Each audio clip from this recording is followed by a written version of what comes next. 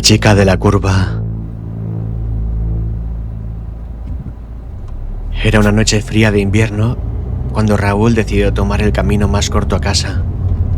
Había sido un día largo de trabajo y la carretera secundaria que serpenteaba a través del bosque parecía el mejor atajo para llegar antes.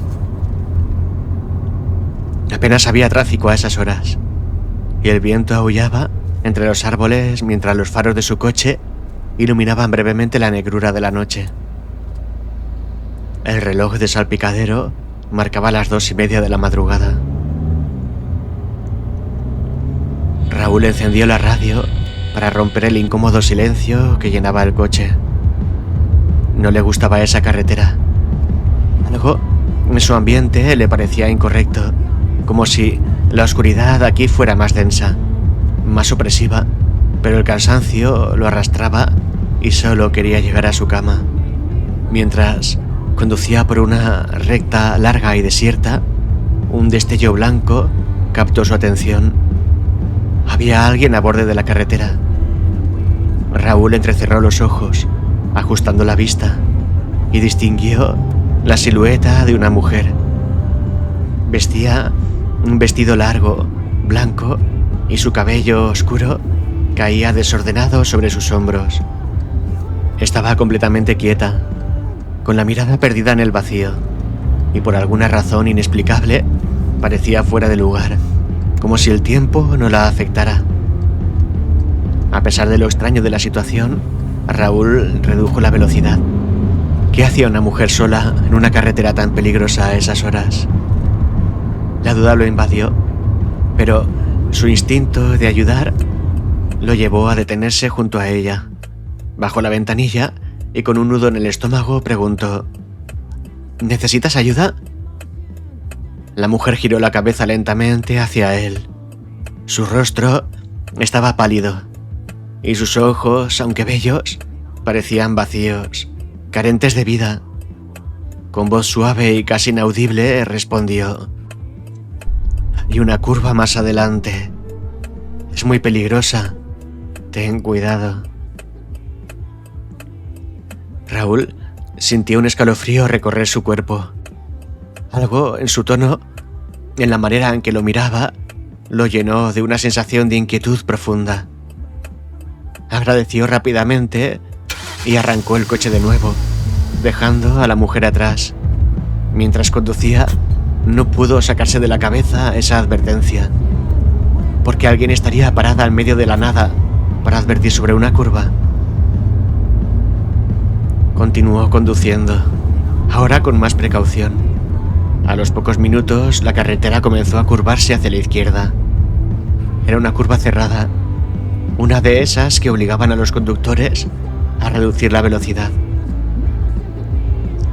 Raúl agradeció haber escuchado a la mujer, pues cuando giró, vio lo que parecía una mancha oscura en el asfalto. Al pasar por encima, las ruedas del coche resbalaron ligeramente, pero logró mantener el control. El susto le aceleró el pulso. Respiró aliviado al ver que había pasado lo peor. Aceleró un poco y miró por el retrovisor, pensando en lo extraña que había sido esa advertencia. Y entonces su corazón se detuvo por un instante. En el asiento trasero, reflejada en el espejo, estaba la mujer.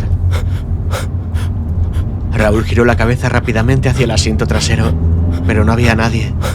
El asiento estaba vacío. Volvió la vista al frente, con el cuerpo tenso y las manos temblorosas. Estaba perdiendo la razón, se dijo. Era el cansancio acumulado. Pero cuando volvió a mirar el retrovisor, allí estaba de nuevo, sentada, mirando con esos ojos vacíos que parecían penetrar en su mente. «Te lo advertí», susurró la voz de la mujer, pero esta vez no la oyó en sus labios, sino dentro de su cabeza. El coche empezó a descontrolarse.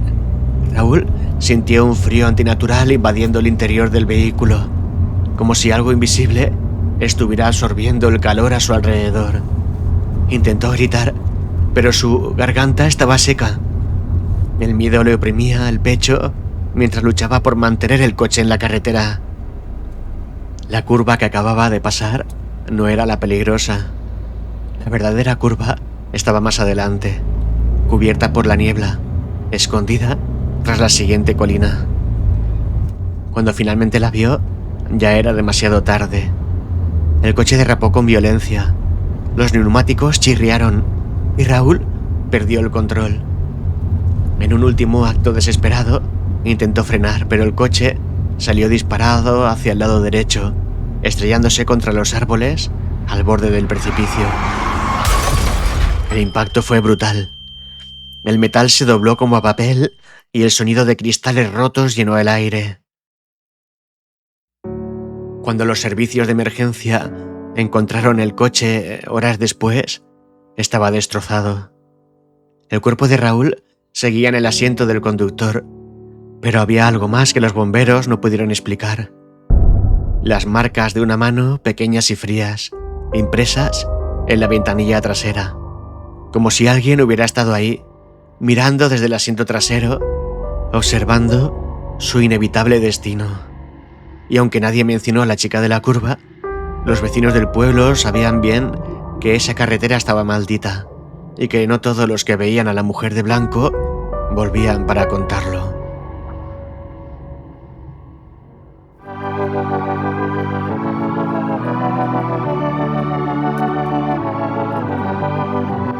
I'm holding on, if almost gone. Someday I know I'll finally make it through the gates. Just have to wait. You whisper to me there's no maybe. La leyenda de la chica de la curva es una de las más conocidas y aterradoras leyendas urbanas que circulan en España y en muchos otros países del mundo. La historia, que ha sido contada en distintas versiones a lo largo de los años, se centra en un encuentro inquietante que sucede en carreteras desoladas, generalmente durante la noche, y en tramos peligrosos o con curvas cerradas. Aunque existen variaciones, el núcleo de la leyenda siempre es el mismo. Un conductor se topa con una figura fantasmal, una chica joven que aparece inesperadamente en la carretera, y el final de la historia suele ser trágico o desconcertante.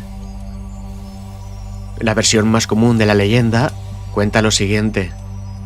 Un conductor viaja solo por la carretera desierta a altas horas de la noche. Mientras avanza, la niebla comienza a envolver la carretera, reduciendo la visibilidad. De repente, en el arcén, aparece una figura femenina. Es una chica joven, vestida con ropa clara, a menudo una túnica blanca o un vestido, que parece estar pidiendo ayuda.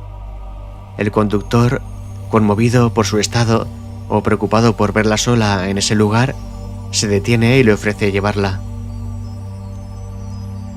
La chica sube al coche sin decir una palabra, su rostro pálido y su mirada perdida en el horizonte. Tras un breve silencio, en un tono bajo y casi sin fuerzas, la chica advierte al conductor de una curva peligrosa que se encuentra más adelante. A medida que el conductor reduce la velocidad y se aproxima a la curva, su sorpresa se vuelve terror. La advertencia salva al conductor de un accidente seguro, pero cuando mira hacia el asiento del copiloto para dar las gracias a la chica, ella ha desaparecido. El conductor, impactado y confuso, se detiene más adelante, buscando alguna explicación. A veces, vuelve al lugar donde recogió a la chica, pero no encuentra rastro de ella. En otras ocasiones, se dirige a un pueblo cercano o a una estación de servicio y cuenta lo sucedido. La respuesta es siempre la misma. Lo que viste fue el fantasma de la chica de la curva. Según la leyenda, esa joven murió en un accidente de coche en esa misma curva hace años. Y, desde entonces, su espíritu aparece para advertir a otros conductores del peligro que la llevó a la muerte. La leyenda de la chica de la curva ha sido contada de muchas maneras, y hay variantes locales dependiendo del lugar donde se relate la historia. Algunas versiones mencionan que la chica sufrió un accidente junto a sus amigos, y todos murieron excepto ella, quien murió más tarde en el hospital. Otras versiones incluyen detalles adicionales como que el coche en el que viajaba la chica derrapó en la curva debido a la velocidad o que la carretera estaba mojada por la lluvia. En algunas historias, la chica advierte al conductor justo antes de desaparecer, mientras que en otras, la desaparición ocurre al pasar la curva, como si su misión fuera solo evitar el accidente. Y en algunas variantes más macabras, la chica no desaparece de manera súbita.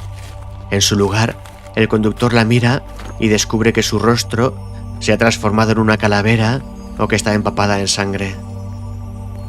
El origen de la leyenda es incierto, pero relatos similares sobre fantasmas en las carreteras existen en muchos países, lo que sugiere que es una narrativa que se ha ido adaptando a las culturas y los tiempos. Se cree que la leyenda de la chica de la curva puede haber surgido en los años 70 u 80 en España, cuando el aumento del tráfico y los accidentes de coche en carreteras mal señalizadas o peligrosas comenzó a preocupar a la sociedad. La leyenda también está asociada a la idea de advertencia, como si el fantasma de la chica intentara evitar que otros sufran el mismo destino trágico que ella. En algunas interpretaciones más profundas, se habla de la chica de la curva como una manifestación de la culpa o el remordimiento de los conductores por los accidentes en los que, tal vez, otros fallecieron.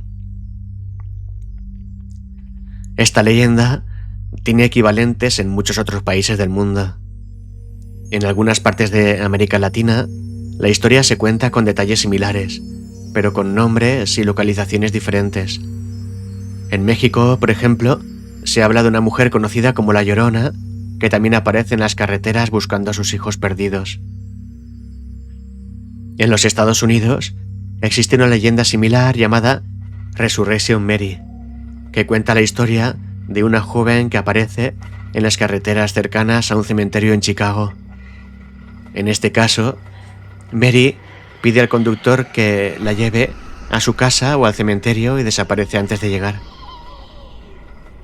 En otros países de Europa, como Francia o Alemania, se han reportado leyendas similares, siempre vinculadas a la figura de una mujer joven que falleció trágicamente en la carretera y que reaparece para advertir o asustar a los conductores.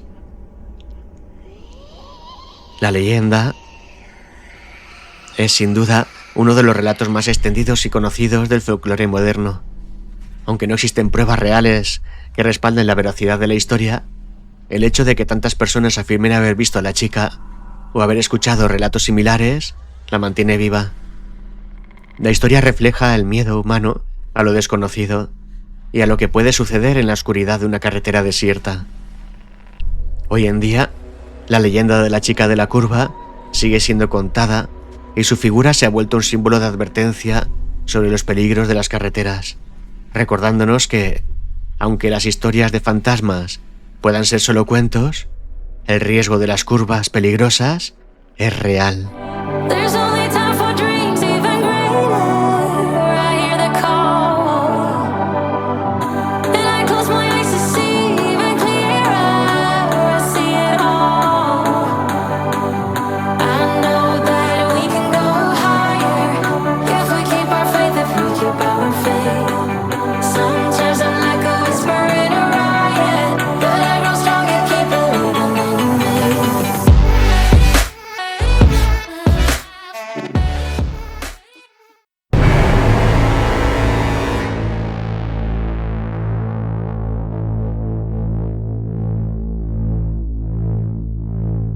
La Santa Compaña. La luna llena se ocultaba tras un espeso manto de nubes, arrojando sombras inquietantes sobre el antiguo bosque gallego. Laura caminaba rápidamente por el sendero, sus botas aplastando las hojas secas bajo sus pies. El aire era frío y húmedo, y la niebla se espesaba a cada paso que daba, haciendo que el mundo a su alrededor pareciera cerrarse lentamente.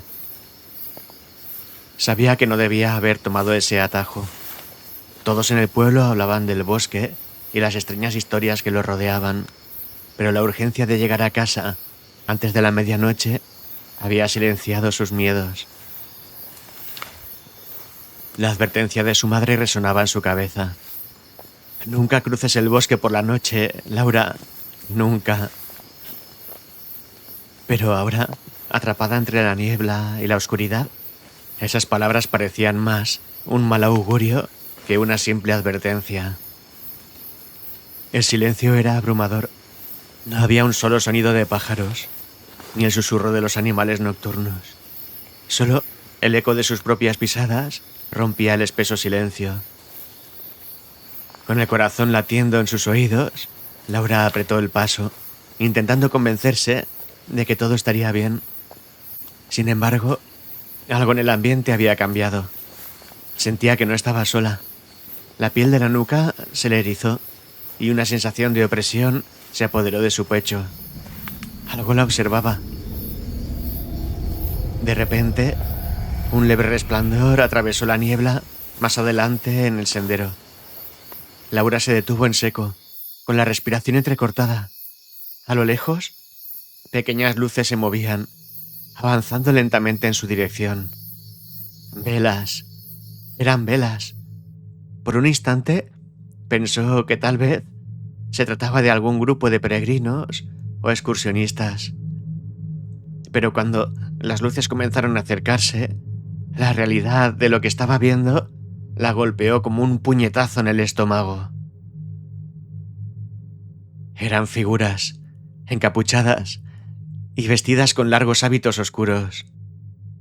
Cada una de ellas portaba una vela que proyectaba sombras alargadas y deformadas sobre los árboles. Caminaban en perfecta procesión, en un silencio sepulcral, como si el sonido mismo hubiera sido absorbido por la niebla. Laura reconoció al instante lo que estaba viendo. La Santa Compaña. El miedo se apoderó de su cuerpo, congelándola en el lugar. Sabía que no debía mirarlas, no debía cruzarse en su camino. Pero sus ojos estaban clavados en esa visión aterradora. Las figuras no hacían ningún sonido. Sus pies apenas parecían tocar el suelo, avanzando con una lentitud fantasmal. Al frente de la procesión, una figura más alta que las demás sostenía una gran cruz de madera. Laura tragó saliva, sintiendo cómo el pánico se instalaba en su garganta. No podía quedarse ahí. Tenía que moverse, tenía que escapar. Pero sus piernas parecían haberse vuelto de plomo. La procesión se acercaba y el aire alrededor de ella se volvía más pesado, más frío. El olor a cera quemada la envolvía y sus latidos eran lo único que escuchaba en sus oídos. Finalmente, su instinto de supervivencia tomó el control. Dio un paso atrás, luego otro, y finalmente se giró y comenzó a correr, casi tropezando en el proceso. El miedo la empujaba a avanzar, pero el camino era traicionero. El suelo, resbaladizo por la humedad del bosque, hacía que sus pies se hundieran en el barro, dificultando su huida. La neblina parecía volverse más espesa a cada paso, como si intentara atraparla. Los pulmones de Laura ardían con cada respiración y sus piernas amenazaban con fallarle, pero no podía detenerse. Las luces de las velas seguían a su espalda. No necesitaba girar la cabeza para saber que la procesión avanzaba hacia ella. Sentía su presencia. Era como si el mismo bosque conspirara para ralentizarla, para entregarla a esas almas en pena que caminaban sin descanso. Un destello de pánico la hizo correr más rápido, casi a ciegas, hasta que tropezó con una raíz sobresaliente y cayó al suelo con un golpe sordo. El dolor de su rodilla la hizo gemir, pero se obligó a levantarse. Miró hacia atrás por un breve segundo y lo que vio le cortó la respiración. La Santa Compañía estaba más cerca. Podía ver los rostros de las figuras encapuchadas, pálidos como la muerte misma, con ojos vacíos que no miraban a nada en particular, pero que transmitían una amenaza silenciosa. Estaban tan cerca que podía escuchar el leve parpadeo de las velas al moverse en la brisa fría del bosque. Pero lo más aterrador era el silencio. No había susurros, no había pasos, solo el avance inquebrantable de su muerte. Laura no esperó más. Se levantó cojeando, sus piernas temblando, y siguió corriendo por el sendero, con las sombras alargadas persiguiéndola. Las luces de las velas iluminaban la niebla, haciéndola sentir como si estuviera atrapada en una pesadilla sin fin. No podía pensar, no podía razonar, solo podía correr. El camino parecía no tener fin. El bosque se había transformado en un laberinto de sombras y árboles que parecían moverse con cada paso que daba. Pero entonces, entre la niebla, vio una luz distinta. No eran velas, sino la luz cálida de una casa. El alivio la golpeó como una ola. Se dirigió hacia la luz con todas sus fuerzas, tambaleándose, tropezando, pero sin detenerse. Cuando llegó a la casa, golpeó la puerta con todas sus fuerzas, desesperada. Una anciana abrió la puerta, sus ojos llenos de preocupación al ver a la joven en ese estado. Laura entró sin decir una palabra, cerrando la puerta tras de ella, sus manos temblando incontrolablemente. La Santa Compaña, logró murmurar con la respiración agitada. La anciana no dijo nada. Se limitó a cerrar las cortinas y encender una vela en el centro de la mesa. Afuera, las luces de la procesión se desvanecieron en la niebla, pero Laura sabía que no se habían ido. Habían pasado de largo, por ahora, pero volverían, como siempre lo hacían.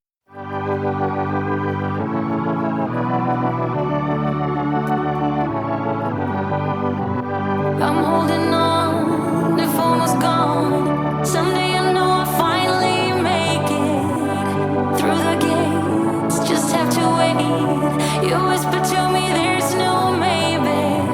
There's only time for dreams even greater. I hear the call, and I close my eyes to see even clearer. I see it all. I know that we can go higher if we keep our faith, if we keep our faith.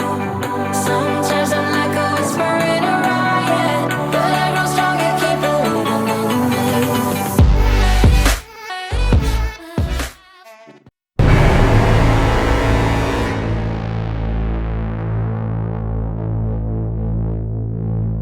La casa maldita de Ochate. Ochate, el pueblo maldito. La historia lo predecía como un eco de muerte y misterio. Un lugar abandonado en el corazón de Álava, donde las ruinas de un pasado oscuro permanecían en pie, como esqueletos de un tiempo olvidado.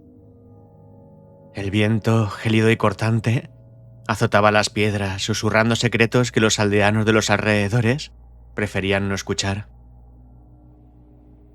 Nadie se atrevía a acercarse a Ochate después de la caída del sol. Nadie, excepto Raúl. Raúl era un escéptico por naturaleza. Se reía de las historias de fantasmas, de los rumores sobre epidemias que habían diezmado al pueblo y de la leyenda que contaban que los muertos seguían vagando por las calles vacías. Para él, Ochate no era más que un pueblo abandonado, una reliquia de tiempos pasados, nada más. Así que, un fin de semana decidió poner a prueba esos rumores. Con su mochila al hombro y una cámara en mano, se dirigió a las ruinas de Ochate para pasar una noche allí. Lo hacía por curiosidad y por el placer de demostrar que todo era una farsa. Los viejos cuentos de terror no eran más que eso, cuentos. Llegó al atardecer. Cuando los últimos rayos de sol se deslizaban entre los muros en ruinas de la vieja iglesia y el torreón desmoronado. El ambiente era pesado, cargado de una calma inquietante. Pero Raúl no se dejó intimidar. Caminó por las calles vacías, observando las casas abandonadas, la mayoría de ellas reducidas a montones de escombros. Sin embargo, en el centro del pueblo había una casa que aún se mantenía en pie. La gente del lugar decía que esa casa era la más maldita de todas. Las leyendas contaban que los que se aventuraban a entrar nunca volvían a ser los mismos. Raúl decidió que esa sería su base para pasar la noche. La puerta de la casa, de madera podrida, se abrió con un chirrido que resonó en el aire, tan fuerte que pareció detener el viento por un instante. Al entrar, fue recibido por un aire viciado y el sonido de sus propias pisadas sobre el suelo de piedra. El interior estaba tan en ruinas como el exterior. Muebles rotos, paredes agrietadas y un silencio opresivo que parecía devorar cualquier intento de sonido. Raúl instaló su equipo, una cámara en el salón, otra en la planta superior y una linterna que proyectaba sombras largas y deformadas sobre las paredes. Todo estaba listo para la noche.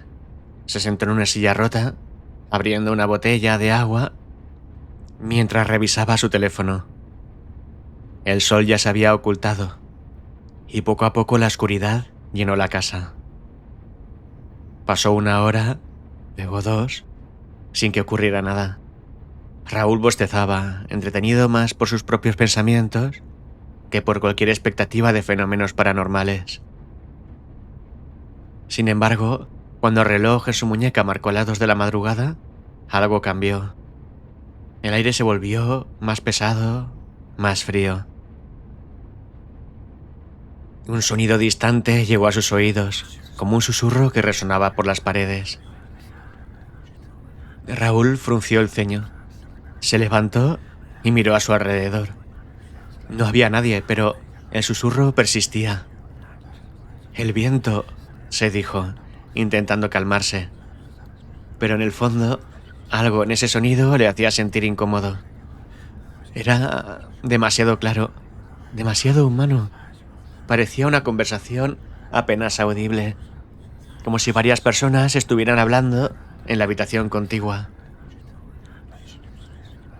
Decidió seguir el sonido, subiendo las escaleras. Cada escalón crujía bajo su peso, y, a medida que ascendía, el susurro se hacía más claro, pero no podía entender las palabras. Cuando llegó al pasillo del segundo piso, un escalofrío le recorrió la espalda. De las paredes, antes agrietadas y descaradas, ahora parecían cubiertas de algo oscuro, como una humedad espesa que emanaba un olor fétido. El susurro cesó de repente. Raúl detuvo su avance. Miró hacia el final del pasillo donde una puerta cerrada lo llamaba. Algo en su interior le decía que no debía abrirla, que no debía cruzar ese umbral, pero la curiosidad y su terquedad lo empujaron a continuar. Giró el pomo y la puerta se abrió lentamente. El interior de la habitación estaba oscuro, salvo por una pequeña ventana rota que dejaba entrar la luz de la luna. Pero lo que captó su atención fue el centro del cuarto. Allí, en el suelo, había un círculo hecho de cenizas. Raúl dio un paso adelante, examinando el extraño símbolo, cuando un fuerte golpe resonó detrás de él. Giró sobre sus talones, linterna en mano, iluminando el pasillo. No había nadie. Pero entonces lo sintió. Una presencia. No podía verla, pero algo estaba allí. El aire se había vuelto gélido y sus respiraciones se condensaban frente a él. El miedo lo invadió, pero se negó a ceder. Retrocedió hacia la puerta, intentando mantener la calma, cuando escuchó un sonido inconfundible. Pasos, lentos, pesados, acercándose. Su linterna parpadeó y en ese breve instante de oscuridad vio una sombra moverse en el pasillo. Ya no estaba solo. Raúl corrió escaleras abajo, con el corazón martilleando en su pecho. Llegó al salón y cuando se disponía a salir por la puerta principal, esta se cerró de golpe frente a él, como si una mano invisible la hubiera empujado.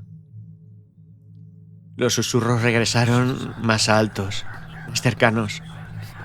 Sentía que las paredes se cerraban a su alrededor. Intentó abrir la puerta, pero era inútil. Estaba atrapado. De repente, una sombra se materializó en el salón, alta y oscura, con un rostro que no podía distinguirse. Raúl retrocedió. El miedo lo paralizaba y las voces, las malditas voces, lo rodeaban. Intentó gritar, pero ningún sonido salió de su garganta. La sombra avanzó lentamente hacia él, y justo antes de que lo alcanzara, un terrible silencio cayó sobre la casa. Un vacío total.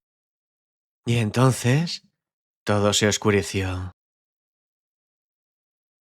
Al día siguiente, cuando un grupo de excursionistas llegó a las ruinas de Ochate, encontraron la casa completamente vacía.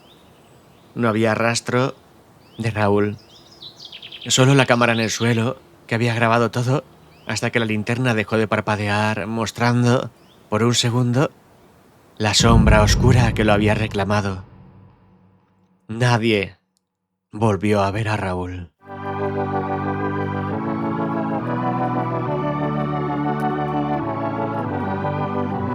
I'm holding on, if almost gone. Someday I know I'll finally make it through the gates. Just have to wait. You whisper to me, there's no maybe. There's only time for dreams even greater. I hear the call, and I close my eyes to see even clearer. I see it all.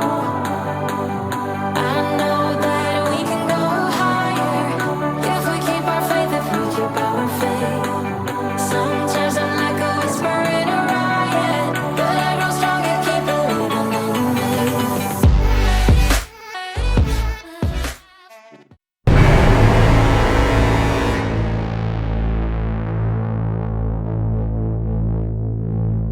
La Casa de las Siete Chimeneas, Madrid. La Casa de las Siete Chimeneas se alza en el corazón de Madrid, un edificio antiguo y majestuoso que, a pesar de su elegancia arquitectónica, guardaba un pasado oscuro y escalofriante. Construida en el siglo XVI, la casa había sido testigo de tragedias, misterios y desapariciones inexplicables que se habían convertido en leyenda. Aunque muchos la conocían por su belleza, también era famosa por los extraños sucesos que, según los más supersticiosos, ocurrían en su interior. Nadie podía explicar los ruidos nocturnos, las sombras que se movían en las ventanas o los rumores de que el fantasma de una joven mujer vagaba por los pasillos. Sofía, una periodista escéptica y aficionada a los misterios, había oído hablar de la leyenda desde niña. La historia que circulaba en torno a la casa la fascinaba, especialmente por su mezcla de historia y leyenda. Según el relato popular, la Casa de las Siete Chimeneas había sido el hogar de una joven llamada Elena, amante secreta de un noble de la corte. Elena, recién casada con un capitán del ejército, vivía en casa mientras su marido luchaba en los Países Bajos. Cuando recibió la noticia de su muerte en batalla, la joven cayó en una profunda depresión. Poco tiempo después, Elena murió en circunstancias misteriosas y su cuerpo desapareció sin dejar rastro. Desde entonces, los vecinos comenzaron a reportar la aparición de una figura femenina vestida de blanco, vagando por los tejados y las chimeneas de la casa. Sofía decidió que escribiría un artículo definitivo sobre la leyenda. Quería desentrañar la verdad detrás de los rumores, y para ello consiguió acceso al edificio, que ahora funcionaba como sede de una institución pública. Pasaría una noche allí recogiendo pruebas de que no había nada sobrenatural en la casa. Cuando llegó al edificio, una tarde lluviosa de noviembre, fue recibida por un vigilante mayor que conocía bien la leyenda. El hombre, de mirada cansada y semblante sombrío, la miró con desaprobación. ¿Estás segura de que quiere hacer esto?, le preguntó mientras le entregaba la llave. La gente dice que no es prudente quedarse aquí de noche. No creo en fantasmas, solo busco una buena historia, respondió Sofía con una sonrisa confiada. El vigilante no insistió más, pero antes de irse, le dio un consejo que, aunque dicho en tono grave, parecía más una advertencia. Si escuchas pasos, no los sigas. Sofía se quedó sola en el enorme edificio. La luz del día se extinguía lentamente y las sombras se alargaban en las paredes de la vieja casa. A pesar de su escepticismo, un escalofrío le recorrió la espalda al observar los rincones oscuros del salón principal. No podía evitar sentir que el lugar tenía una atmósfera cargada, como si algo antiguo y oculto latiera en su interior. Comenzó a explorar la casa, grabando notas de voz y tomando fotografías. Mientras caminaba por los pasillos, el suelo crujía bajo sus pies, el sonido reverberando por las paredes como si alguien más estuviera caminando con ella. Solo es madera vieja, se decía a sí misma, pero algo en el ambiente hacía que su respiración se volviera más pesada. No tardó en llegar a la habitación donde, según la leyenda, Elena había vivido sus últimos días. El dormitorio estaba intacto, como si los siglos no hubieran pasado. Una vieja cama con dosel ocupaba el centro, y el aire estaba impregnado con un olor a humedad y polvo. Sofía se acercó a la ventana desde la que, según la historia, Elena se asomaba todas las noches esperando el regreso de su marido. Pero su esposo nunca regresó. Justo cuando Sofía estaba anotando sus impresiones, un sonido sordo resonó en el techo, como si algo o alguien caminara por los tejados. Recordó las palabras del vigilante. Si escuchas pasos, no los sigas. Pero su instinto periodístico la empujó a investigar. Subió las escaleras hacia la parte superior de la casa, donde las chimeneas aún se mantenían en pie, apuntando al cielo nocturno. Cuando llegó al ático, una sensación opresiva la invadió.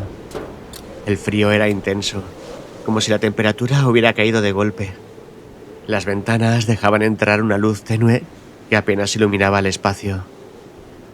En ese momento, escuchó el sonido nuevamente, más cerca esta vez, pasos ligeros que se arrastraban sobre el tejado, justo sobre su cabeza. Sofía dirigió la linterna hacia el techo y en un rincón vio algo que la dejó helada. Una sombra se movía, cruzando rápidamente de un lado a otro. La sombra tenía la forma de una mujer. Su corazón latió desbocado. Intentó racionalizar lo que había visto, pero el sonido de los pasos y la figura espectral la dejaron paralizada. Y entonces la vio. A través de una de las ventanas del ático, una mujer de largos cabellos oscuros y vestido blanco caminaba lentamente por el tejado, sus pies desnudos tocando las frías tejas.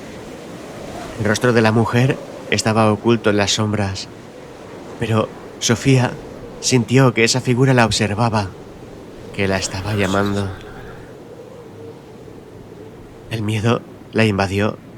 Intentó retroceder, pero los pasos comenzaron a resonar dentro de la casa, bajando la escalera, cercándose. Corrió por el pasillo bajando a toda velocidad mientras los pasos se volvían más fuertes, como si la figura estuviera persiguiéndola. Llegó al salón principal y se detuvo, jadeando, mirando a su alrededor. El silencio se apoderó del lugar. Por un momento, pensó que estaba a salvo, que lo que había visto solo era su imaginación. Pero cuando miró hacia las chimeneas, vio una mano blanca y delgada asomándose desde las sombras. Sofía no esperó a ver más. Salió corriendo desde la casa sin mirar atrás, con el sonido de los pasos resonando en sus oídos, hasta que llegó a la puerta y salió a la fría noche madrileña. Días después, escribió su artículo, pero nunca mencionó lo que había visto. Sabía que nadie la creería. Sin embargo, algo había cambiado en ella desde esa noche. A veces, mientras trabajaba en silencio en su casa, creía escuchar pasos en el pasillo, como si alguien o algo hubiera decidido seguirla desde la casa de las 7 chimeneas. Y desde entonces, cada vez que pasaba cerca de esa casa, evitaba mirar las ventanas por miedo a ver, una vez más, la figura de la mujer vestida de blanco, esperando que alguien la salvara de su destino eterno.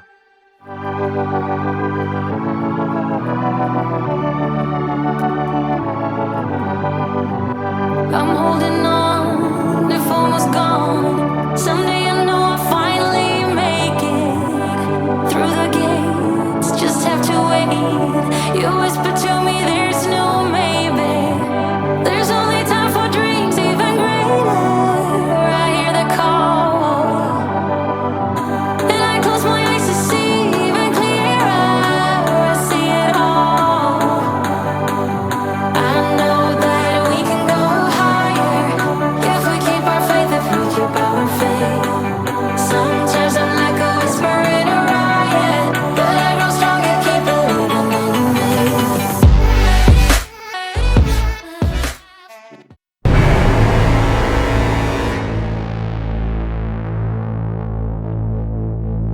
La leyenda de la Torre de Hércules, Galicia. La Torre de Hércules, el faro más antiguo del mundo, aún en funcionamiento, se alzaba imponente frente al Atlántico, con sus piedras milenarias desgastadas por la sal y el viento. Desde tiempos inmemoriales, su luz había guiado a los navegantes a través de las traicioneras aguas gallegas. Pero en toda construcción tan antigua, había oscuras leyendas que entretejían su historia. Una de las más escalofriantes hablaba de una maldición que habitaba en sus cimientos, una fuerza que solo se desvelaba a aquellos que, por curiosidad o desesperación, se atrevían a desafiar los secretos que la torre guardaba. Marta había escuchado esos rumores desde niña. Los lugareños solían advertir a los turistas de no quedarse cerca de la torre después del anochecer, pero para ella no eran más que supersticiones. Era arqueóloga y estaba en La Coruña por un proyecto que la fascinaba: desenterrar secretos sobre las construcciones romanas de la zona. Su pasión por la historia siempre había sido más fuerte que su creencia en lo sobrenatural, y cuando le dijeron que investigara sobre la Torre de Hércules, su entusiasmo fue inmediato. Quería descubrir la verdad detrás de las leyendas, separando los mitos de los hechos.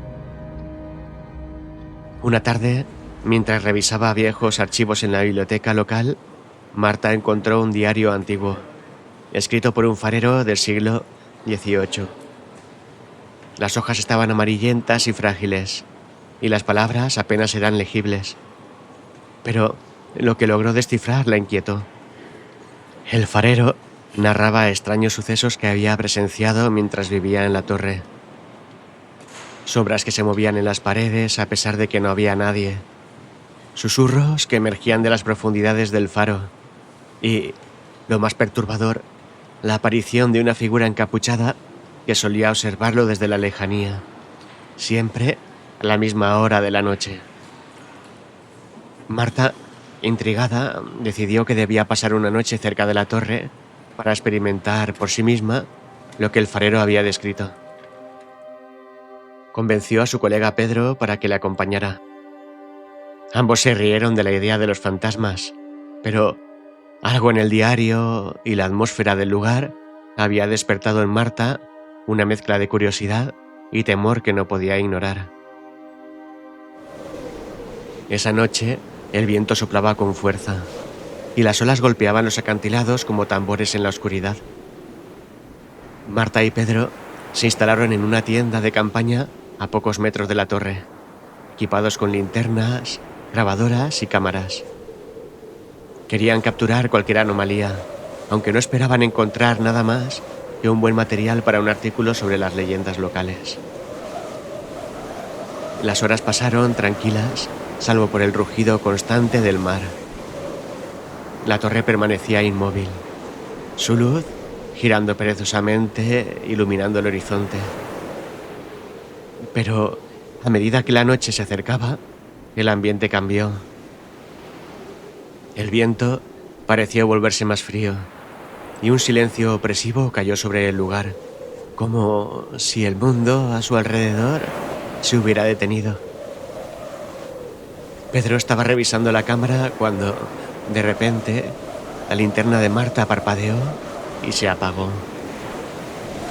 Maldiciendo en voz baja, sacó una batería de repuesto, pero cuando levantó la vista hacia la torre, algo llamó su atención. A mitad del faro, justo en una de las ventanas, vio una sombra, una figura humana. Al principio pensó que sería Pedro gastando una broma, pero cuando giró la cabeza, Pedro seguía a su lado. ¿Has visto eso?, susurró Marta, con la voz temblando levemente. ¿El qué? Pedro, distraído con el equipo, no se había percatado de nada. Una sombra. Alguien está dentro de la torre. Pedro se rió, pero el nerviosismo en los ojos de Marta lo hizo dudar. Ambos enfocaron sus linternas hacia la torre, pero la ventana estaba vacía. Sin embargo, el corazón de Marta latía con fuerza. Algo no estaba bien. De repente, un sonido bajo, como un lamento arrastrado por el viento, llegó hasta ellos. Marta se puso de pie de un salto, mirando a su alrededor. El sonido parecía venir desde la base de la torre. Quizá deberíamos entrar, sugirió Marta, aunque en su interior algo le decía que no era buena idea. A pesar de la reticencia de Pedro, ambos se dirigieron a la entrada de la torre. La puerta, vieja y desgastada por el tiempo, crujió cuando la abrieron.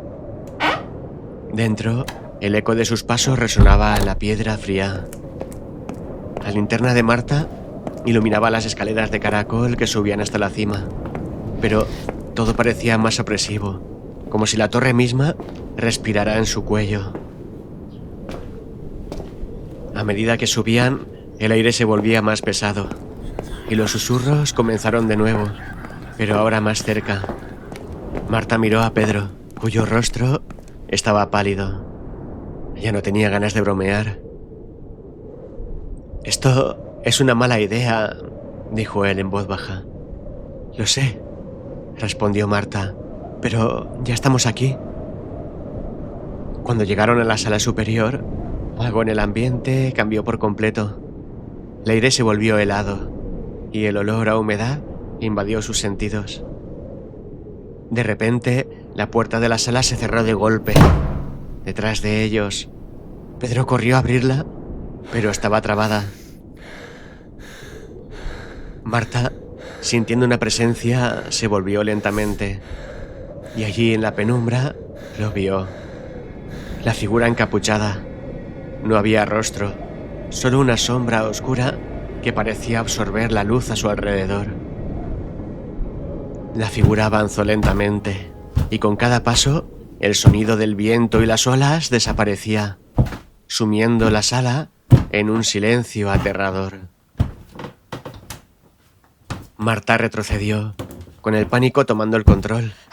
La figura levantó una mano, Y en ese momento, las paredes de la torre empezaron a resonar con los lamentos de miles de voces, como si todas las almas perdidas en el mar hubieran regresado para reclamar lo que era suyo. Pedro gritó, intentando abrir la puerta, pero la figura seguía acercándose. Justo cuando la oscuridad estaba a punto de envolverlos por completo, la luz del faro parpadeó, inundando la sala, y en un instante, la figura desapareció. La puerta se abrió, y ambos corrieron sin mirar atrás, descendiendo las escaleras a toda velocidad. Cuando llegaron afuera, el viento frío los envolvió, y solo entonces se dieron cuenta de lo cerca que habían estado de convertirse en parte de la leyenda que tanto habían querido investigar. Desde esa noche, Marta ya no se ríe de las historias de la Torre de Hércules. Nadie sabe lo que realmente habita en sus sombras, pero aquellos que lo desafían no siempre vuelven a ver la luz del amanecer.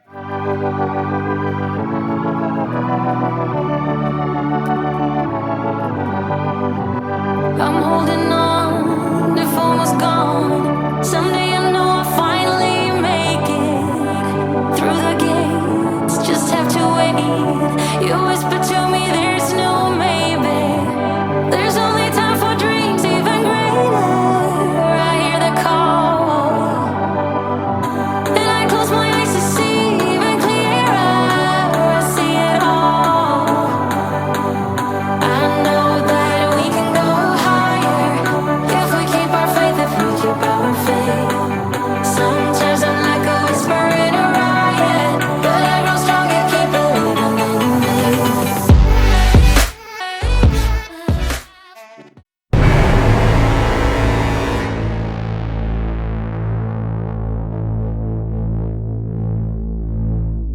El vídeo maldito de YouTube.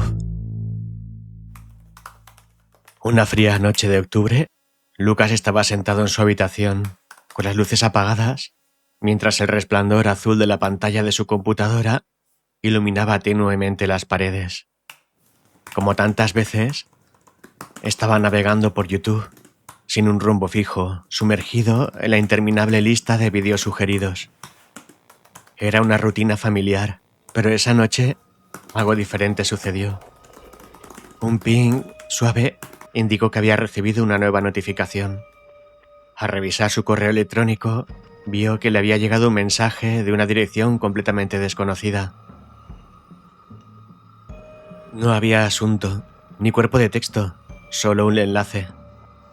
Al principio, pensó que sería algún tipo de spam, o peor aún, un intento de hackeo. Sin embargo, la curiosidad fue más fuerte que la prudencia, como siempre le pasaba. Después de un momento de vacilación, hizo clic en el enlace. El enlace le llevó directamente a YouTube. No tenía un título llamativo ni una descripción, simplemente aparecía como sin título, y había sido subido hacía solo unos minutos. Lo que llamó la atención de Lucas fue que no había ni una sola vista, ningún comentario, ningún indicio de quién lo había subido. Algo en él le dio un escalofrío, pero decidió continuar. ¿Qué podía pasar? Al fin y al cabo, era solo un vídeo en internet. La pantalla se quedó en negro durante varios segundos después de que le diera play. Luego, lentamente, la imagen se aclaró, mostrando una habitación vacía y mal iluminada. Las paredes estaban desnudas y lo único que se veía era una silla de madera en el centro, ligeramente torcida, como si alguien la hubiera dejado apresuradamente. Lucas frunció el ceño. No había música ni sonido alguno, solo el zumbido lejano de lo que parecía ser una grabación casera de baja calidad. De repente, un ruido de pasos. Alguien o algo entraba en la habitación desde la oscuridad fuera del encuadre. A medida que los pasos se acercaban, una figura borrosa comenzó a aparecer en la pantalla, moviéndose de manera extraña, como si sus movimientos estuvieran ligeramente acelerados y distorsionados. Lucas se inclinó hacia la pantalla, su corazón acelerándose sin motivo aparente. Algo en la forma en que la figura se movía le resultaba profundamente perturbador. La figura, un hombre delgado con el rostro cubierto por lo que parecía ser un saco o una máscara de tela, se acercó a la cámara, mirando directamente a la lente. Aunque no podía ver su rostro, Lucas sintió que algo le observaba, algo que lo miraba directamente a él. El hombre entonces se detuvo, ladeó la cabeza y sin previo aviso, la pantalla se volvió estática. Lucas dio un respingo en su silla. La pantalla parpadeó y, cuando volvió a mostrar la imagen, el hombre ya no estaba solo en la habitación. En la silla de madera, que antes estaba vacía, ahora había una mujer sentada. No se movía, solo estaba allí, con la cabeza agacha, el pelo largo y oscuro cayendo sobre su rostro, cubriéndolo por completo.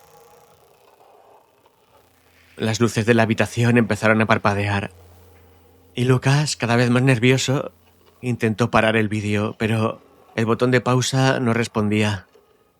Incluso el cursor de su ratón parecía haberse desvanecido.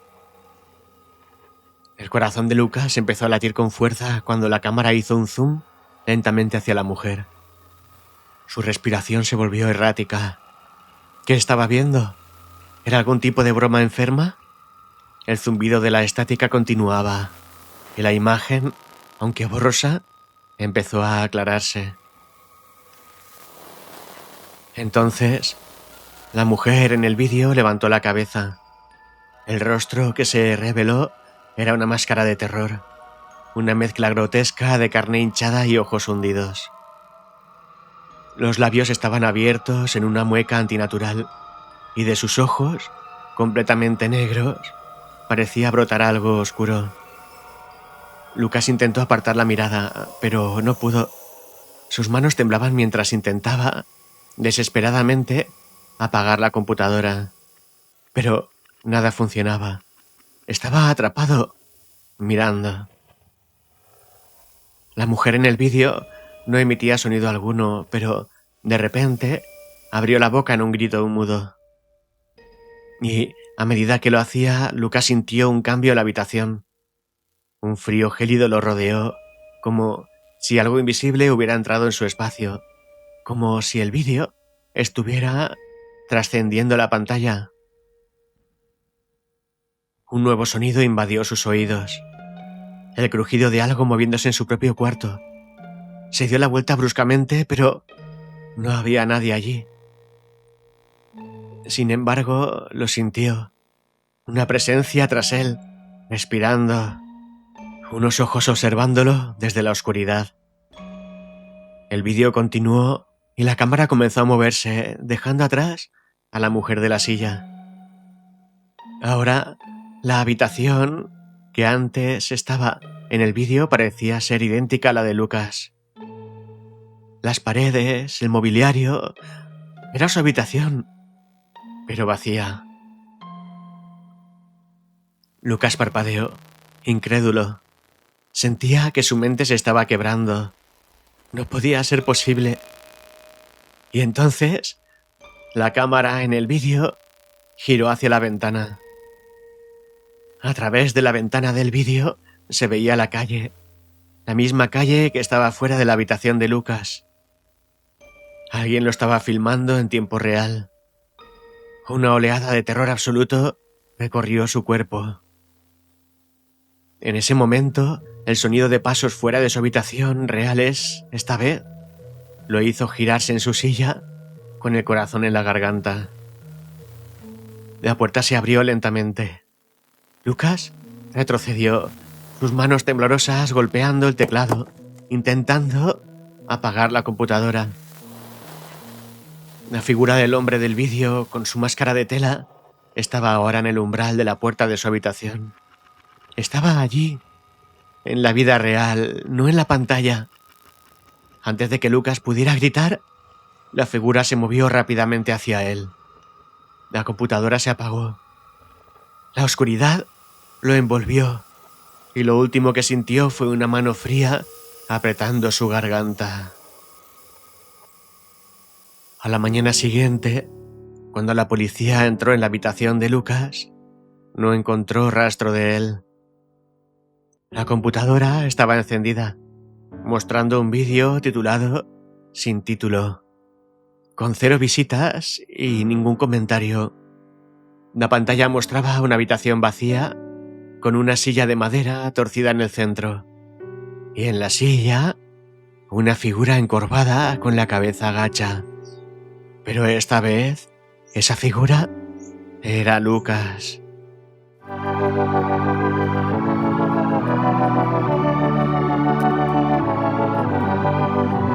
I'm holding on, if almost gone. Someday I know I'll finally make it through the gates. Just have to wait. You whisper to me, there's no maybe. There's only time for dreams even greater. I hear the call, and I close my eyes to see even clearer. I see it all. I know that we can go higher if we keep our faith, if we keep our faith. Sometimes I'm like a whisper in a riot, but I grow stronger, keep believing in me.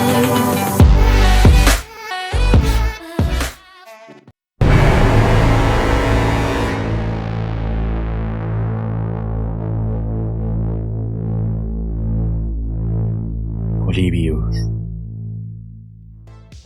En 1981, las luces de los salones recreativos iluminaban las noches de Portland, Oregón.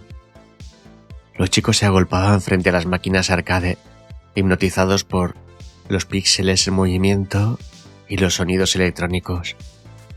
Era un lugar de reunión para adolescentes como Tommy, quien, como cualquier otro muchacho de su edad, encontraba en los videojuegos una vía de escape a la monotonía de la vida diaria. Una tarde, mientras jugaba a su máquina favorita, Galaga, Tommy notó algo extraño. Al fondo del salón había una nueva máquina que no había visto antes. Tenía un aspecto diferente a las demás, con un diseño más minimalista y futurista. En lugar de colores brillantes y las ilustraciones de otras máquinas, esta era negra, con solo el nombre de Polybius inscrito en letras verdes en la parte superior.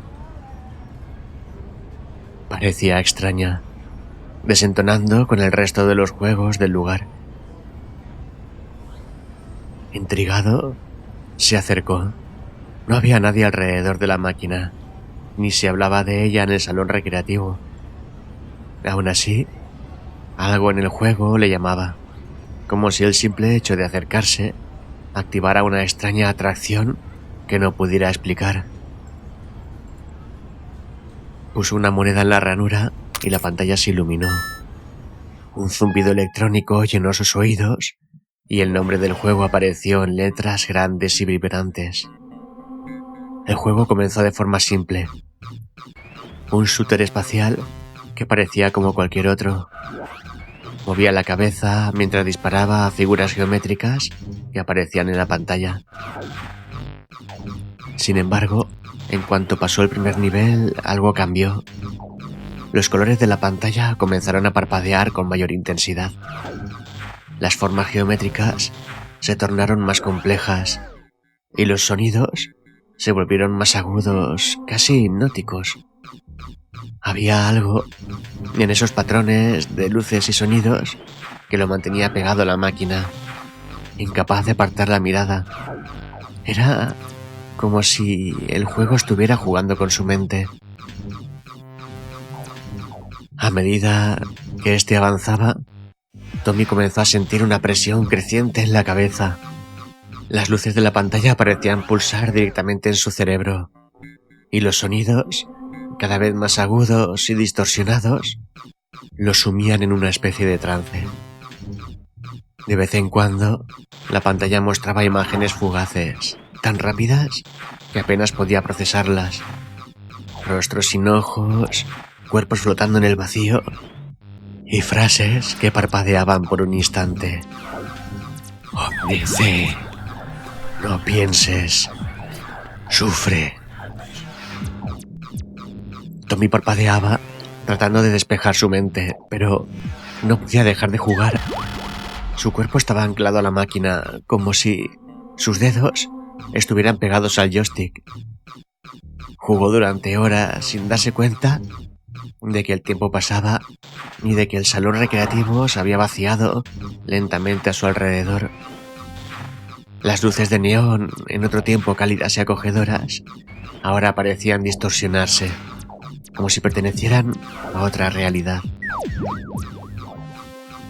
Finalmente, cuando el juego terminó, Tommy sintió que algo dentro de él se había roto.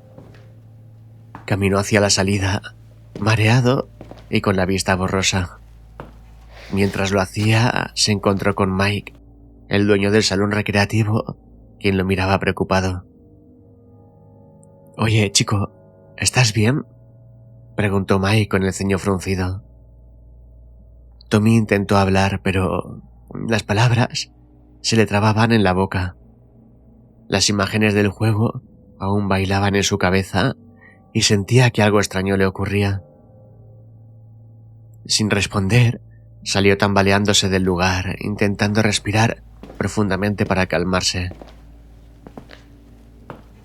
Esa noche, los juegos de Tommy fueron distintos.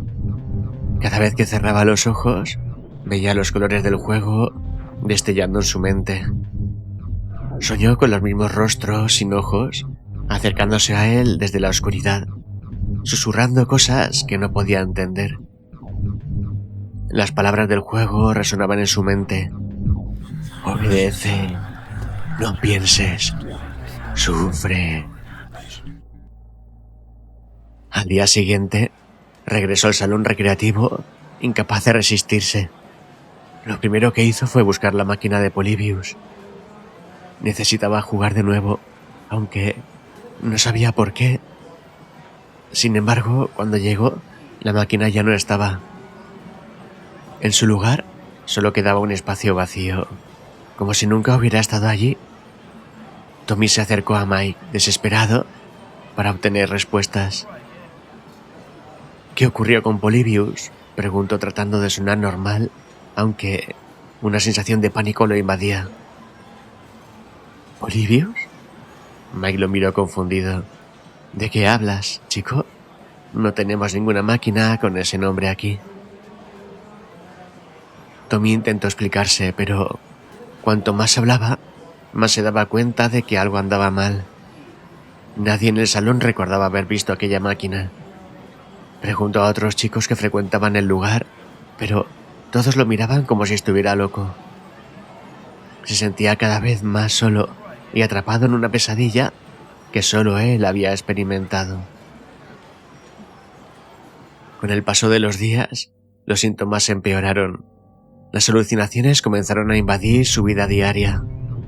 Veía destellos de las formas geométricas del juego en los bordes de su visión, y los pitidos agudos seguían resonando en su cabeza. Empezó a tener dolores de cabeza constantes y pérdida de memoria. Sus amigos notaron el cambio. Tommy, el chico alegre y amante de los videojuegos, se había vuelto retraído, siempre nervioso, con círculos oscuros bajo los ojos y una expresión aterrorizada que no podía sacudir. Una noche, mientras intentaba dormir, escuchó un sonido que le hizo abrir los ojos de golpe. Era el mismo zumbido que había escuchado al iniciar Polybius. Se levantó lentamente, siguiendo el ruido hasta el pasillo de su casa. El zumbido se intensificaba a medida que se acercaba a su cuarto de juegos. Y cuando entró, la vio. La máquina de Polybius estaba en el rincón de la habitación, emitiendo sus luces verdes parpadeantes. Temblando, Tommy se acercó, incapaz de resistir la llamada. Su mano temblorosa se posó sobre el joystick y la pantalla se iluminó con el mismo mensaje. Obedece. Sin poder apartar la mirada, Tommy jugó sin darse cuenta de que esta vez no habría salida. A la mañana siguiente, la madre de Tommy lo encontró inconsciente en el suelo de su cuarto de juegos. Nadie pudo explicar lo que había sucedido. No había señales de una máquina, pero en la mente de Tommy, el juego nunca terminó.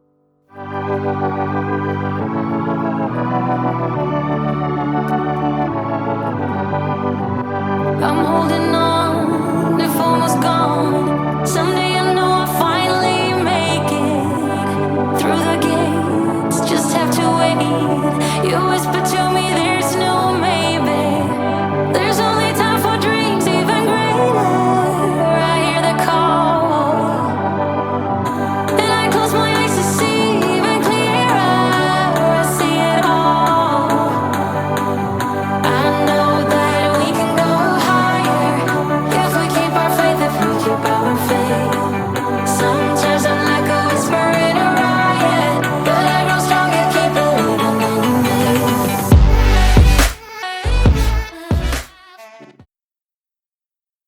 El teléfono maldito. En 1987, en un pequeño pueblo del interior de Estados Unidos, la tecnología comenzaba a llegar con timidez a las casas. Aunque los teléfonos fijos se habían vuelto comunes en la mayoría de los hogares, algunos rumores extraños circulaban sobre llamadas anónimas y misteriosas. Eran historias que muchos consideraban simples leyendas urbanas, susurros que las madres usaban para asustar a los más jóvenes. Para Laura, una estudiante de secundaria de 16 años, estas historias nunca fueron más que mitos hasta que, una noche, lo imposible se volvió real. Esa tarde de otoño, Laura estaba sola en casa. Sus padres habían salido a cenar y su hermana menor estaba en casa de una amiga. El viento soplaba con fuerza, haciendo crujir las ramas de los árboles y arrastrando las hojas secas por las calles vacías. Laura, acostumbrada a pasar tiempo sola, estaba tranquila. Se sentó en la sala a ver la televisión mientras el teléfono descansaba en la mesa, al lado del sofá. De repente, el teléfono sonó. El timbre resonó por la casa, haciéndola dar un pequeño respingo. Miró el reloj. 11 de la noche. Era tarde para que alguien llamara, pero pensó que quizá sus padres querían avisarle de que regresarían tarde. Se levantó y contestó el teléfono con un típico ¿hola? Al otro lado solo se escuchaba estática. Laura repitió el saludo esperando que se tratara de una mala conexión, pero no hubo respuesta. Solo el zumbido de fondo, una especie de ruido metálico que la hizo sentir incómoda. Decidió colgar, convencida de que era una llamada equivocada o un problema técnico. Regresó al sofá y trató de continuar viendo la televisión, pero la sensación de inquietud se mantuvo. Unos minutos después, el teléfono volvió a sonar. Esta vez, el sonido era más agudo, casi como si el aparato vibrara. Laura se levantó de nuevo, con la sensación de incomodidad creciente. Descolgó el auricular, pero antes de que pudiera decir algo, una voz distorsionada y baja se coló por el teléfono. Laura. El corazón de Laura se detuvo por un momento. El tono de la voz era lento, como un susurro arrastrado por la estática, pero el sonido de su propio nombre, pronunciado por alguien desconocido, la llenó de un terror que no podía explicar. Respiró hondo, intentando mantener la calma. ¿Quién eres?, preguntó tratando de sonar fuerte. La voz no respondió de inmediato, solo un murmullo, como si alguien estuviera arrastrando palabras incoherentes desde el otro lado. Laura apretó el auricular contra su oído, tratando de entender lo que se decía, pero las palabras eran incomprensibles, como si estuvieran ahogadas por la estática. De repente, la voz volvió, más clara esta vez. No deberías estar sola. Laura colgó el teléfono de inmediato, su corazón latiendo con fuerza. Sentía que la habitación se cerraba a su alrededor. Se giró hacia las ventanas, asegurándose de que las cortinas estuvieran cerradas. Algo estaba mal, muy mal. Sus padres no la habían llamado para decirle que regresarían tarde. Y esa voz que sabía su nombre... Mientras intentaba calmarse, el teléfono volvió a sonar, esta vez con una insistencia más rápida. Laura vaciló, pero finalmente, con las manos temblorosas, lo descolgó de nuevo. Laura. La voz arrastraba su nombre como si lo estuviera probando, disfrutando de cada sílaba. ¿Quién eres?, gritó ahora sin preocuparse por mantener la calma. La voz no respondió. En cambio se oyó una risa leve, apenas un murmullo, como si el que estaba al otro lado estuviera disfrutando del miedo que provocaba. Y luego, un mensaje. Estoy cerca. Laura dejó caer el auricular, su mente sumida en el pánico. Se alejó del teléfono como si fuera un objeto maldito, incapaz de pensar con claridad. Miró las ventanas de la sala, el silencio solo interrumpido por el viento afuera. La idea de que alguien la estuviera vigilando, quizá desde fuera, la hizo correr a todas las puertas y ventanas para asegurarse de que estaban bien cerradas. Sentía como si la casa se volviera más pequeña, más fría. El aire estaba pesado y el silencio era sofocante. Pensó en llamar a sus padres, pero temía que el teléfono volviera a conectarla con esa voz espeluznante. Buscó en su bolso, donde guardaba un pequeño cuchillo que su padre le había dado por seguridad. Sus manos temblaban mientras lo sacaba, sintiendo el metal frío en sus dedos. De repente, el teléfono volvió a sonar. Esta vez, el sonido fue tan agudo y penetrante que hizo eco por toda la casa, como si las paredes vibraran con el timbre. Laura, paralizada por el miedo, miró el aparato. No quería contestar, pero el sonido continuaba, implacable, perforando el silencio de la casa. Finalmente, casi en un trance, volvió a levantar el auricular. Ya estoy aquí, dijo la voz, baja, pero inconfundible. El terror se apoderó de Laura cuando escuchó un sonido proveniente del pasillo que conectaba con la cocina. Un crujido, como si alguien hubiera empujado ligeramente la puerta trasera. Giró la cabeza lentamente, sintiendo que el miedo la paralizaba. El teléfono seguía pegado a su oreja cuando escuchó una nueva risa al otro lado, más fuerte, más cercana. Y entonces lo vio. A través del reflejo del espejo que estaba frente a la sala, notó una sombra moviéndose lentamente en la oscuridad del pasillo, avanzando hacia ella. No necesitaba verlo para saber que era la misma figura que la había estado llamando, la que ahora estaba dentro de la casa. Soltó el auricular y retrocedió hasta el rincón de la sala, con el cuchillo temblando en su mano. Pero no sirvió de nada. El sonido de pasos en la casa era cada vez más claro, más cercano. Sabía que fuera quien fuera, estaba a punto de encontrarla. Y la última llamada quedó en el aire, con la voz apagada del teléfono repitiendo suavemente. Ya no estás sola, Laura. Cuando sus padres llegaron a casa más tarde esa noche, encontraron el teléfono descolgado y la sala vacía. No había señales de Laura, ni de Lucha. Todo estaba en orden, salvo por un cuchillo tirado en el suelo y el teléfono que seguía emitiendo un zumbido bajo, casi imperceptible. Laura nunca fue encontrada. Solo quedó el teléfono, ahora en silencio, como testigo mudo de lo que había ocurrido. El virus Melissa. En 1999, el virus Melissa fue uno de los primeros virus informáticos que sacudió la era digital, causando estragos a nivel mundial. Si bien su origen y objetivo estaban claros: infectar millones de correos electrónicos a través de Microsoft Word. Lo que no todos saben es que detrás de esa epidemia informática hay una leyenda urbana mucho más oscura que habla de algo más siniestro.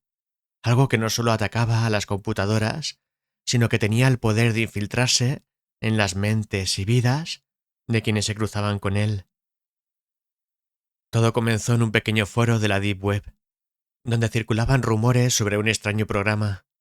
Los usuarios del foro hablaban de un archivo adjunto que parecía inocente, un simple documento de Word titulado list.doc. Sin embargo, quienes lo abrían aseguraban que, más allá de las consecuencias informáticas, algo más perturbador sucedía. Decían que el archivo contenía una especie de maldición digital, un código insertado en el software que no solo infectaba a la máquina, sino también a la persona. Juan, un joven programador, había escuchado las historias y se burlaba de ellas. Para él, todo era una exageración, cuentos urbanos de internautas demasiado inmersos en las historias de la red. Sin embargo, como experto en ciberseguridad, decidió indagar un poco más por pura curiosidad. Encontró el archivo list.doc en un rincón oscuro de la red y contra su mejor juicio lo descargó. Lo abrió y, como era de esperar, el archivo contenía una lista de sitios web y una breve nota que no tenía sentido alguno.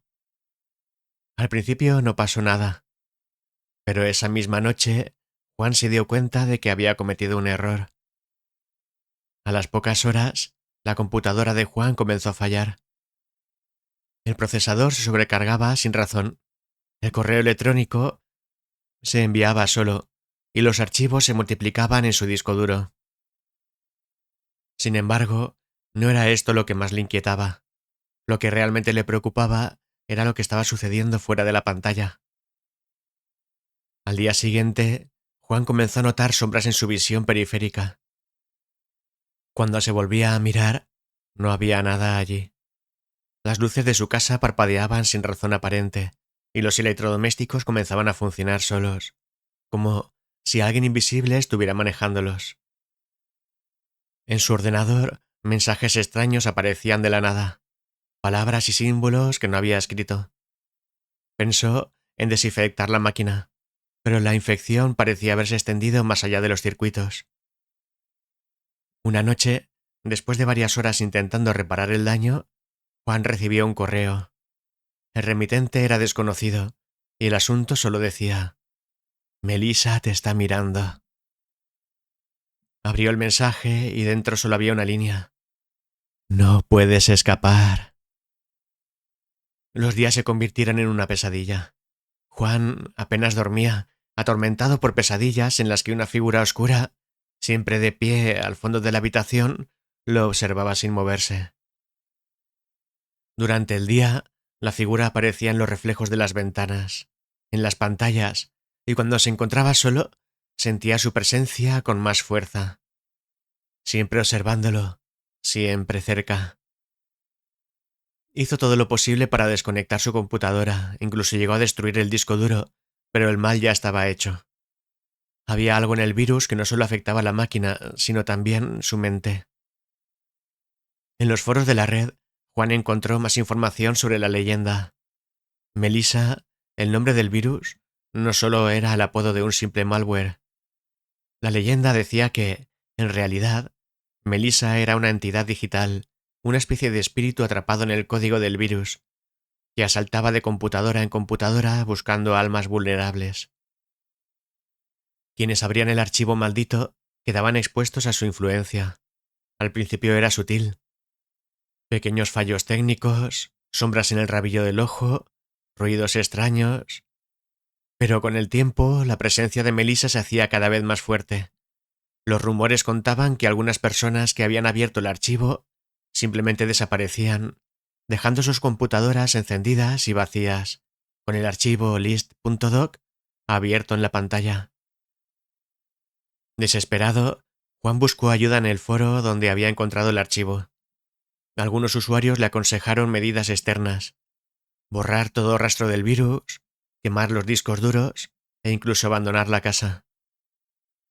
Otros usuarios se burlaban de él, diciendo que, una vez que Melissa te había encontrado, no había forma de escapar. Una noche, mientras intentaba eliminar el virus por última vez, Juan notó que el archivo list.doc se había vuelto a abrir solo. Esta vez había una nueva línea escrita. Mírame. Aterrorizado, cerró el archivo, pero no sirvió de nada. En ese instante, escuchó el sonido de pasos acercándose desde el pasillo de su apartamento. Su corazón se aceleró mientras se quedaba inmóvil, observando la pantalla de la computadora que parpadeaba. Sabía que Melissa estaba más cerca que nunca. Sabía que no era solo un virus de computadora. Era algo mucho más antiguo, algo que se alimentaba del miedo, de la desesperación. Juan se levantó lentamente y caminó hacia la puerta del pasillo. Al abrirla, la figura oscura que lo había estado acechando en sus sueños estaba allí, esperándolo. Pero esta vez no estaba en su mente. Era real. Lo último que vio fue la figura extendiendo una mano hacia él. Al día siguiente, el apartamento de Juan fue encontrado vacío, con la computadora encendida y el archivo list.doc abierto. No había señales de su paradero, pero los que lo conocían sabían que había sido víctima del virus. Una maldición que no solo infectaba dispositivos electrónicos, sino que devoraba las mentes de quienes caían bajo su influencia. La leyenda de Melissa sigue viva en la red, y aunque el virus fue controlado, se dice que todavía hay versiones ocultas en los rincones más oscuros de Internet, esperando a que alguien, curioso o incrédulo, lo descargue de nuevo y libere a la entidad que habita dentro del código. La página web que te mata. La leyenda de la página web que te mata había circulado en los rincones más oscuros de Internet durante años. Nadie sabía con certeza si la historia era real o simplemente un mito creado para asustar a los curiosos. Pero aquellos que aseguraban haber visto la página describían algo tan perturbador que las palabras apenas podían captar el horror que sentían. Se decía que la página no podía encontrarse mediante búsquedas convencionales, ni estaba indexada por los motores de búsqueda. La única manera de llegar a ella era a través de un enlace directo, compartido entre usuarios de la Deep Web que habían oído hablar de su maldición. Algunos aseguraban que la página contenía imágenes y vídeos perturbadores. Otros hablaban de sonidos inquietantes y susurros que parecían provenir de un lugar más allá de la pantalla. Pero lo más aterrador era la profunda conexión psicológica que la página establecía con sus víctimas. Según la leyenda, aquellos que entraban en la página no solo experimentaban terror, sino que también sentían que algo o alguien les observaba desde el otro lado. Luis era un escéptico. Había escuchado hablar de la leyenda de la página web durante una conversación con sus amigos. Le contaron que, si entrabas en la página, solo tenías 24 horas antes de que algo terrible te sucediera. Nadie sabía exactamente qué era, porque según decían, quienes la visitaban nunca volvían a hablar del tema. Luis no creía en leyendas urbanas. Para él, todo aquello era producto de la paranoia digital, creada por la sugestión colectiva de aquellos que pasaban demasiado tiempo inmersos en la red. Decidió investigar por su cuenta y después de algunos días buscando en foros, finalmente encontró lo que estaba buscando. Un mensaje privado con el temido enlace. El remitente del mensaje solo dejó una advertencia. No entres si no estás listo para lo que viene. Luis se rió al leerlo. Todo le parecía una broma pesada. No obstante, algo en el tono del mensaje le hizo dudar por un segundo. Pero su curiosidad era más fuerte que su miedo. Esa noche, cuando todo estaba en silencio, Luis decidió entrar en la página. Se sentó frente a la pantalla de su ordenador, con el enlace listo en la barra de navegación. Respiró hondo y, sin pensarlo dos veces, hizo clic. La página tardó en cargar, como si su propia red intentara detener lo inevitable. Finalmente, una pantalla completamente negra apareció frente a él. No había texto ni imagen. Nada. Solo un vacío oscuro. Luis frunció el ceño decepcionado, pero cuando estaba a punto de cerrar la ventana, el fondo de la página parpadeó. De la nada surgió una imagen borrosa, que apenas podía distinguirse. Parecía el rostro de alguien, pero no lograba enfocarlo bien. De pronto, la imagen se desvaneció y en su lugar aparecieron palabras escritas en una fuente antigua y distorsionada. Ha sido marcado. Luis sintió un escalofrío recorrer su cuerpo. Intentó cerrar la pestaña, pero el cursor no respondía. El ordenador comenzó a hacer un ruido extraño, como si estuviera sobrecargado, y la pantalla volvió a parpadear. De repente, un sonido agudo y estridente salió de los altavoces, obligándolo a arrancarse los auriculares. Sin poder controlar el pánico, apagó el ordenador. Se quedó allí, en la oscuridad de su habitación, respirando con dificultad mientras intentaba calmarse. Solo es un juego mental, se dijo a sí mismo. Pero algo no funcionaba. ¿Marcado? ¿Qué significa eso? A la mañana siguiente, Luis intentó olvidar la experiencia. Trató de convencerse de que lo que había ocurrido era simplemente un truco, algún virus o malware diseñado para asustar a los curiosos. Sin embargo, durante el día comenzaron a suceder cosas extrañas. Primero, notó que las luces de su apartamento parpadeaban ocasionalmente. Luego, cuando revisó su correo electrónico, encontró un mensaje sin remitente con un asunto que decía 24 horas. El miedo comenzó a apoderarse de él. Intentó ignorarlo, pero en su interior sabía que había algo más allá de la pantalla. Esa noche las cosas se intensificaron. Mientras intentaba dormir, escuchó un suave golpeteo en la ventana. No debería haber sido posible, ya que su apartamento estaba en un tercer piso, sin balcón.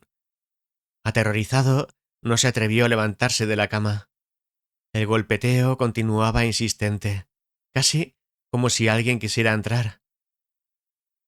Luis se levantó de un salto y se acercó lentamente a la ventana. No había nadie, pero cuando regresó a la cama vio algo que hizo que el terror le invadiera por completo. En el espejo de la habitación había una huella, como si alguien hubiese presionado su mano contra el vidrio del centro. Con solo unas horas restantes antes de que las 24 horas se cumplieran, Luis ya no podía pensar con claridad. Intentó destruir el ordenador, desconectarse de todo, pero la presencia que sentía era más fuerte, más intensa. Podía sentirla cada vez más cerca. No importaba lo que hiciera, esa cosa estaba dentro de su casa, dentro de su mente. Las luces comenzaron a parpadear más violentamente, y un sonido similar al que había escuchado en el ordenador resonaba por toda la casa. Cuando miró su teléfono, vio que la pantalla se iluminaba mostrando un último mensaje. Estoy aquí. Luis corrió hacia la puerta, pero antes de que pudiera llegar, las luces se apagaron por completo y el sonido cesó. La oscuridad se apoderó de todo, y en medio de ella sintió un aliento frío en su nuca. Al día siguiente, el apartamento de Luis estaba vacío. La única señal de su desaparición era su ordenador, encendido, con la pantalla mostrando una página web completamente negra.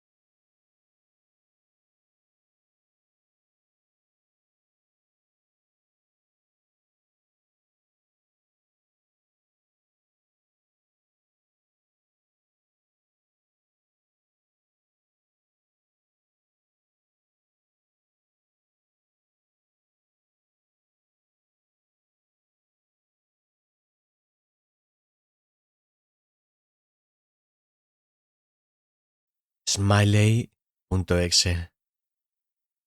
En los oscuros rincones de Internet, donde las historias de miedo se entrelazan con las sombras del ciberespacio, existe una leyenda urbana que pocos se atreven a mencionar.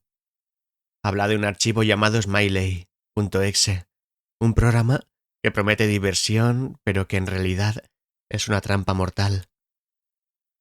Dicen que quien lo descarga está condenado a un destino peor que la muerte, enfrentarse a la entidad detrás de esa sonrisa. Todo comenzó con un joven llamado Diego, un apasionado de la tecnología y aficionado a explorar foros de contenido extraño en la web profunda.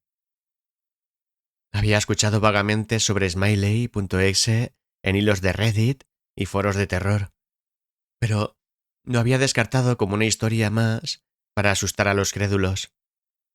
Sin embargo, una noche, mientras navegaba por un foro en busca de software abandonado y videojuegos olvidados, encontré un enlace directo para descargarlo. El post decía: Smiley.exe, ¿te atreves a sonreír? Descarga bajo tu propio riesgo.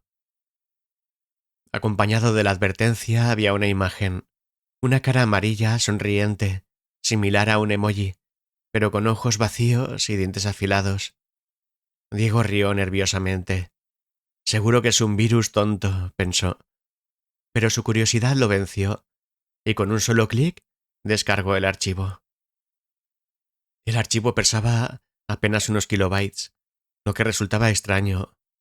Cuando lo ejecutó apareció una ventana negra con un texto en rojo que decía: ¿Quieres jugar conmigo? No había opción de cerrar el programa, solo un botón que decía: sí. Intrigado, Diego hizo clic. La pantalla se oscureció durante unos segundos, y luego apareció la misma cara sonriente del post. Pero esta vez, los ojos parecían moverse como si lo observaran directamente. Una sonrisa digital, distorsionada y espeluznante, llenó la habitación. El programa mostró una lista de preguntas en pantalla. ¿Crees en el destino? ¿Alguna vez has sentido que alguien te observa? ¿Estás listo para enfrentar tus miedos? Diego, pensando que era una broma elaborada, respondió sí a cada una. Pero al terminar, su cámara web se encendió sola. La luz verde parpadeó, y en la pantalla apareció su propio rostro. Pero detrás de él, aunque su habitación estaba vacía, se veía un reflejo borroso. Una figura humanoide con la cara de Smiley. La imagen duró solo un instante antes de que su pantalla se apagara por completo. Diego intentó reiniciar su computadora, pero algo no estaba bien. Cuando el sistema finalmente se encendió, todos sus iconos habían sido reemplazados por la cara de Smiley.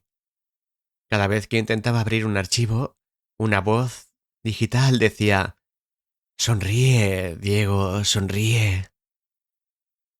Esa noche Diego no pudo dormir. Cada vez que cerraba los ojos, veía esa sonrisa deformada. Los ruidos extraños comenzaron a llenar su apartamento. Golpes en las paredes, risas distantes y el sonido de pasos acercándose. Encendió las luces, pero eso no detuvo las sombras que parecían moverse por los rincones. Al día siguiente, Diego llevó su computadora a un amigo experto en seguridad informática, Martín, quien prometió investigar el archivo. Mientras analizaba el código del programa, Martín encontró algo perturbador. El archivo contenía una serie de mensajes encriptados, frases como «no puedes escapar» y «el que sonríe el último eres tú». También descubrió que el programa tenía acceso remoto a la cámara y micrófono de Diego, pero lo más inquietante era un archivo oculto. Un vídeo titulado Diego MP4. Con cautela, Martín abrió el vídeo. Mostraba una grabación de Diego durmiendo, filmada desde su propia cámara web, aunque él aseguraba que nunca la había usado de noche. En el fondo del vídeo, la figura sonriente de Smiley estaba de pie, acercándose lentamente a la cama. Antes de que el vídeo terminara, la pantalla de la computadora de Martín se apagó y todas las luces de la habitación comenzaron a parpadear. Martín, asustado, apagó la computadora y le dijo a Diego que se deshiciera de todo. La máquina, el archivo, cualquier cosa relacionada con smiley.exe. Pero Diego no lo hizo. Había algo en esa sonrisa que lo había atrapado. Una especie de fascinación malsana que no podía ignorar. Regresó a casa y volvió a ejecutar el archivo, esperando algo. Esta vez, Smiley habló directamente. Diego, ya no puedes huir. Ahora somos uno. La pantalla mostró una cuenta regresiva de 10 segundos. Diego intentó apagar la computadora, pero no respondía. La cuenta regresiva llegó a 0 y su pantalla mostró una transmisión en vivo. Su propio rostro, pálido y aterrado, mientras la figura de Smiley aparecía detrás de él, más clara que nunca. No era solo una imagen, era real. La criatura extendió una mano hacia él, y lo último que escuchó fue la risa distorsionada llenando la habitación. Al día siguiente, Diego no respondió a las llamadas de sus amigos ni acudió al trabajo. Cuando la policía finalmente entró a su apartamento, encontraron su computadora destrozada y las paredes cubiertas de dibujos de una cara sonriente, grabateados con lo que parecía ser sangre. Diego nunca fue encontrado. La leyenda de Smiley.es se prolongó rápidamente por internet. Algunos afirmaban haber descargado el archivo y sobrevivido, pero todos describían la misma experiencia. Risas escalofriantes, imágenes perturbadoras y la sensación de ser observados constantemente. La mayoría de ellos acabaron desapareciendo o perdiendo la cordura. Se rumorea que el archivo sigue circulando por la red, escondido en foros oscuros y sitios abandonados. Aparece de forma inesperada, a veces como un enlace en un correo electrónico, otras veces como un archivo adjunto en un mensaje. Siempre lleva el mismo nombre, smiley.exe. ¿Y tú? ¿Te atreverías a descargarlo? Si lo haces, recuerda una cosa. La sonrisa no es solo un icono, es una promesa, y Smiley siempre cumple. El corredor del tren de vapor, 1830. Era el 15 de septiembre de 1830, un día que quedaría grabado en la historia como el inicio de la era ferroviaria moderna en Inglaterra. El aire en la estación de Parkside vibraba con emoción y asombro. Las masas se habían reunido para presenciar un acontecimiento extraordinario. La primera línea de tren interurbana, conectando Liverpool con Manchester. Locomotoras impulsadas por el misterioso y poderoso vapor. Máquinas que pocos entendían pero que muchos alababan como el futuro, se encontraban listas para demostrar su implacable velocidad. En la multitud, el respetado político y miembro del Parlamento, William Huskisson, se encontraba observando la majestuosa locomotora Rocket, diseñada por el brillante ingeniero George Stephenson. Era una maravilla de ingeniería, una máquina que se movía a velocidades jamás imaginadas y representaba todo lo que el progreso industrial podía prometer. Huskisson, que no había gozado de buena salud recientemente y caminaba con la ayuda de un bastón, estaba emocionado de formar parte de un evento tan monumental. La ceremonia de inauguración había comenzado sin contratiempos. En medio de discursos, aplausos y vítores de la multitud, los trenes comenzaron su trayecto. Las personas se apretujaban para ver las máquinas rugir mientras surcaban los raíles a una velocidad asombrosa. La élite política, empresarios y los miembros más influyentes de la sociedad viajaban en los vagones. Todo parecía perfecto. Sin embargo, en el fondo, Huskisson no estaba completamente a gusto. Tenía motivos para estar nervioso. Durante los últimos meses, sus relaciones con el primer ministro el duque de Wellington, habían sido tensas. El evento de inauguración le brindaba una oportunidad para limar asperezas. Y Huskinson estaba decidido a acercarse al duque y enmendar la relación. Cuando el tren hizo su parada ceremonial en Parkside, una estación intermedia en el trayecto, muchos de los dignatarios a bordo aprovecharon la oportunidad para descender de los vagones y estirar las piernas. Huskinson, apoyado en su bastón, fue uno de ellos. Al observar al duque de Wellington desde la distancia, vio su oportunidad. Esta era la ocasión perfecta para acercarse, tal vez incluso disculparse. Decidido, se dirigió hacia el vagón donde se encontraba el duque. A su alrededor, la multitud de curiosos también se movía, algunos maravillados ante las imponentes máquinas de vapor, otros charlando entre ellos.